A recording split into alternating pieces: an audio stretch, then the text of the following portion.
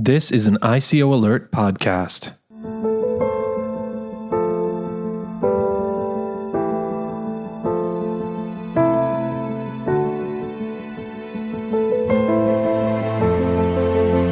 All-time highs, Telegram followers, ICO hardcaps. When can we trust the metrics we use to make decisions? Join me as we look at 2,500 years of the wisest human thought to make better decisions, better investments, and better products in the future of blockchain and cryptocurrency. I'm Peter Kay, and this is Bitgenstein's Table.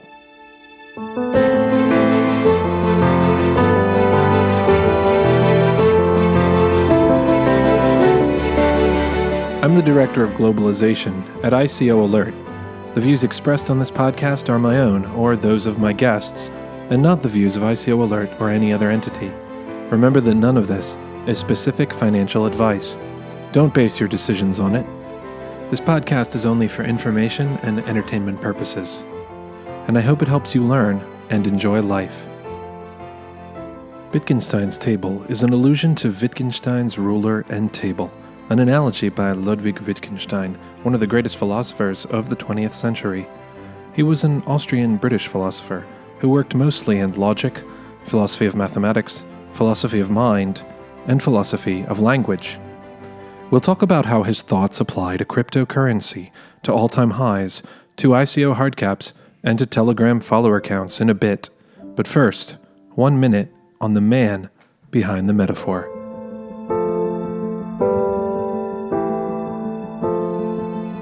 Ludwig Wittgenstein is a double philosopher. You'll often hear people speak of early Wittgenstein and later Wittgenstein. It helps to think of early Wittgenstein as focused on logic and mathematics, arrogantly believing that he had solved philosophy. Later Wittgenstein, by contrast, deals more with mind and language, and it is the works of this more mature thinker that I want to focus on today. The transition from early to later Wittgenstein is one of the things I admire more about the man.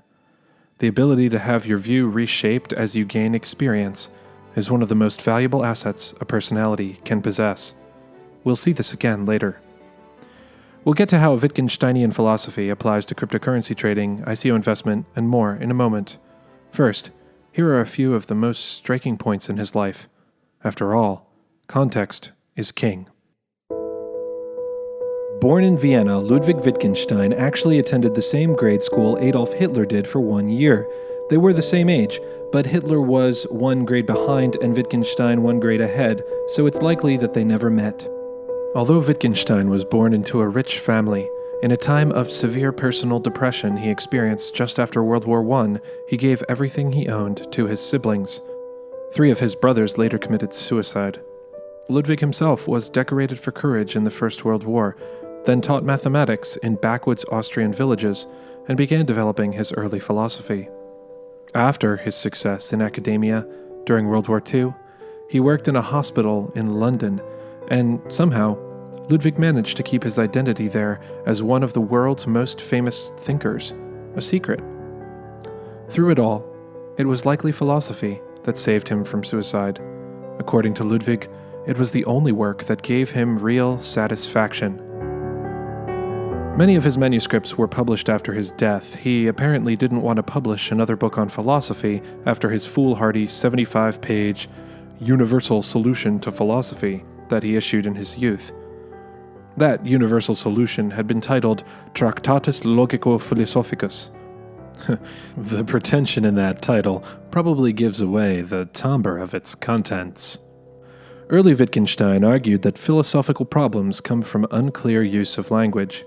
He said that philosophers should only talk about things which can be concretely and unambiguously discussed in formal, logical language. Perhaps, like Plato, he might have driven the more poetic thinkers out of his academy.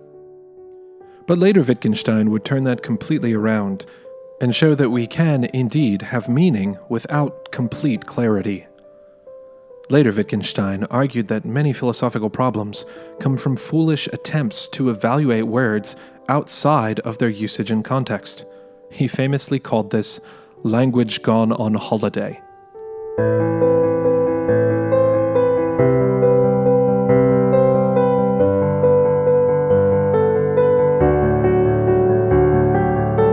Words acquire meaning from an assortment of language games. We play various kinds of situations in life, games, if you will, and the meaning of words depends on the game being played. As children and adults, we learn new words based on their places in these games. For a very simple, clear example, consider the phrase, "put your hands up." At a concert, this might mean dance more enthusiastically. In a meeting, "put your hands up" means raise your hand if you agree, while in other contexts, it means prove to me you're not holding a weapon right now. This applies to simple words too. Some of Wittgenstein's lectures used words like yellow and pencil as examples. This idea, where meaning is defined by situations, by context, by social games, and not in isolation, is sort of what Wittgenstein's ruler and table analogy is about.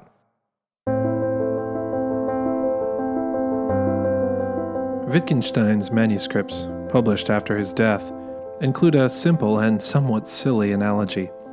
Suppose you have a new table, and you need to measure it. You look around for a ruler, and you find an old, warped wooden one. It's slightly curved, many numbers are scratched off, and one of the ends is chipped. When you measure your table with a ruler that you don't have 100% confidence in a sense, you're also measuring the ruler with the table. This analogy may seem straightforward enough, but the principle behind Wittgenstein's ruler can change the way that we make trading, investment, business, and life decisions.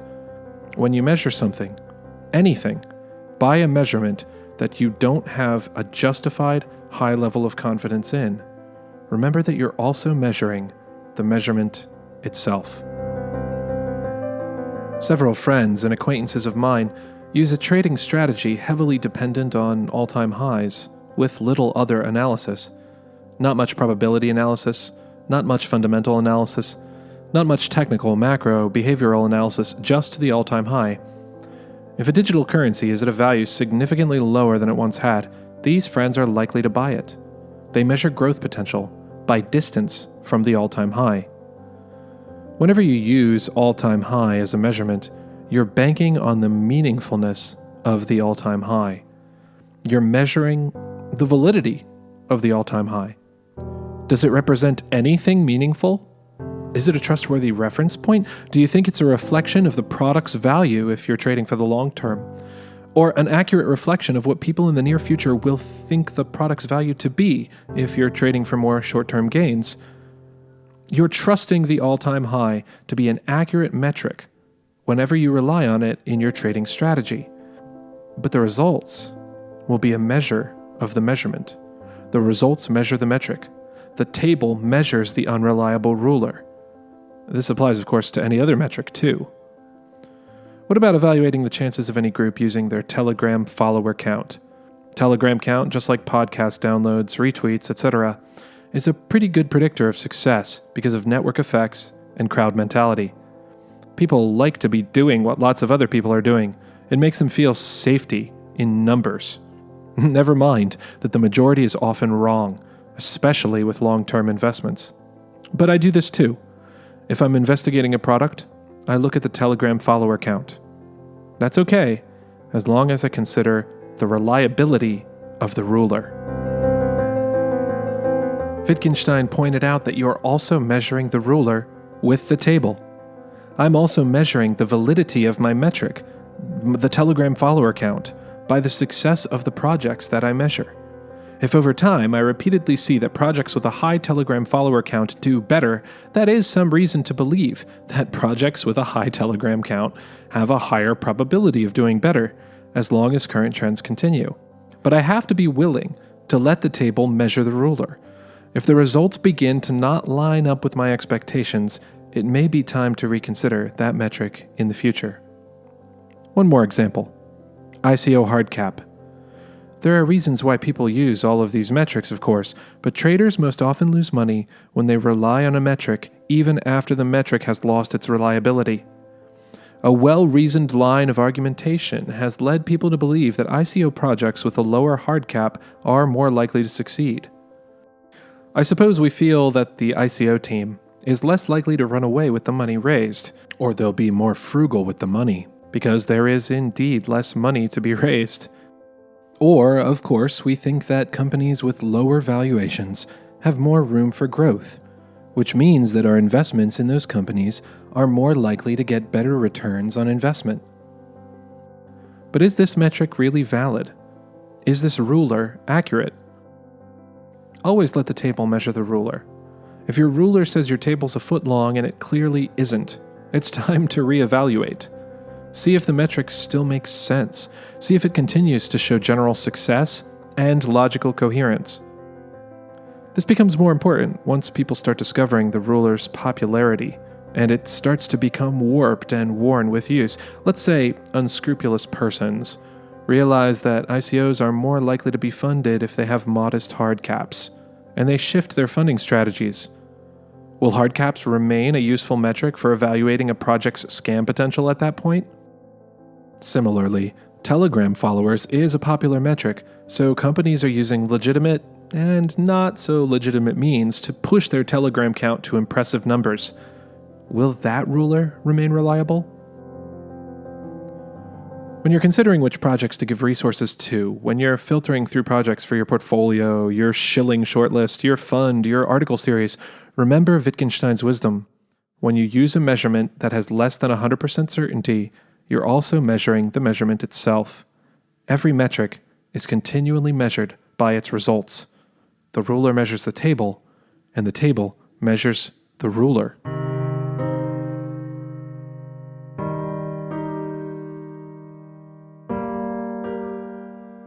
There's one more aspect of Wittgenstein's analogy to consider. Every time you see someone using a measuring tool, you learn more about the person doing the measuring. Does that person put most of his trust in social followers, historical chart performance, project financial goals, development activity? What you use shows what you think is most important. As Kieran McCarthy points out at Joyous and Swift, all of the measuring tools we have are limited. Some, of course, may prove entirely worthless with time.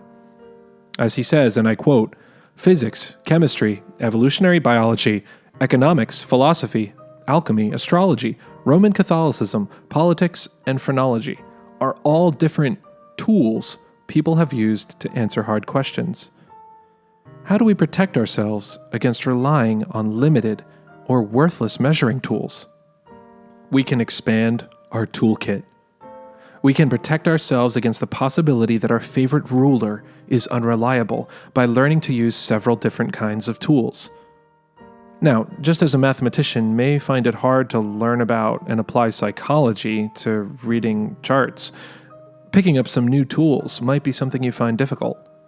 Adding technical analysis, learning to read computer code, making connections with the right people, doing market analysis to find potential competitors. These may be things that are not exactly up your alley. But in addition to rounding you out as a person and a professional, these things can become backup rulers. When your favorite rulers become less useful than you think they are, you might just be tipped off to this danger by the others.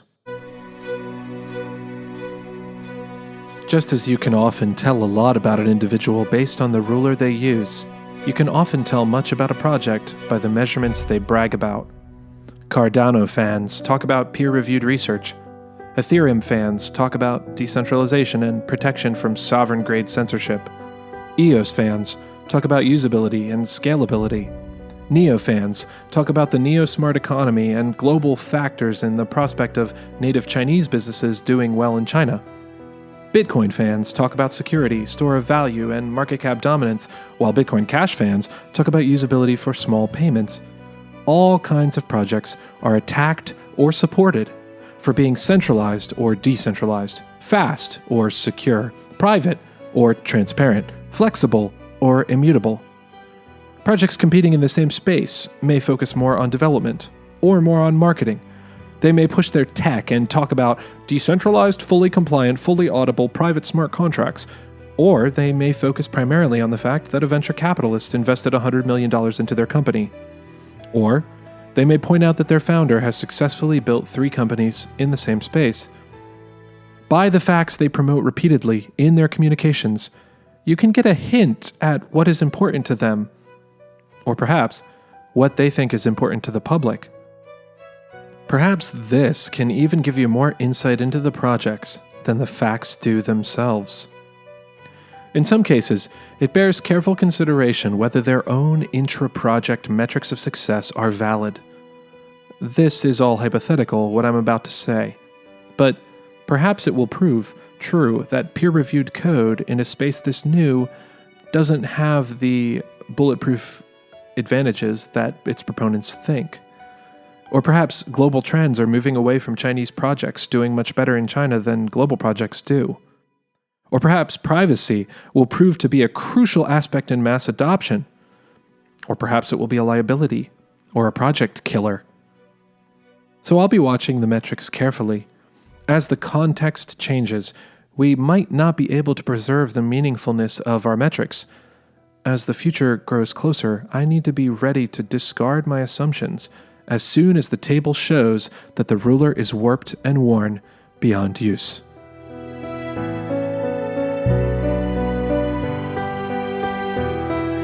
As we live, and especially as we work in business and finance, we learn principles. It's something humans are particularly good at compared to computers, pattern recognition. But we can be overzealous to hunt out patterns and stories, to find meaning in business success and in market moves. The world changes, paradigms shift, and if we hold on to the old measurements once they've left all usefulness behind, we might end up worse off than pure guesswork. Wittgenstein's own philosophy shifted dramatically over his life, when touched by his own experience. He was willing to undergo the humiliation of rejecting his early work. As a result, he became one of the most famous thinkers of his time. If he had remained early Wittgenstein forever, trusting the warped ruler of his early attempts to solve philosophy, he would have missed his opportunity. Watch the rulers you use. To protect yourself against unreliable measurements, keep an eye out for signs that your ruler might be unreliable. And even better, add more metrics to your toolkit.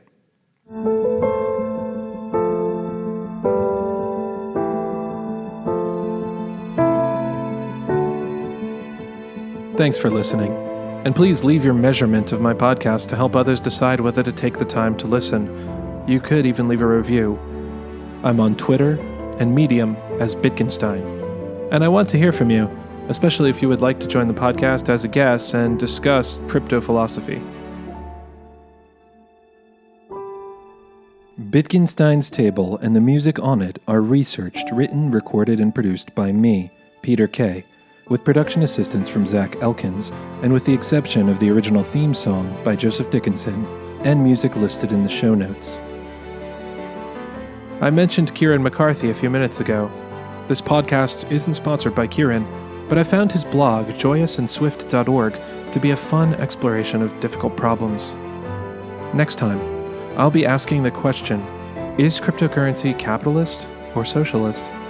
Is it individualist or collectivist? Spoilers, the answer is neither, and both. Next week on Bitgenstein's Table, the Crypto Philosophy Podcast.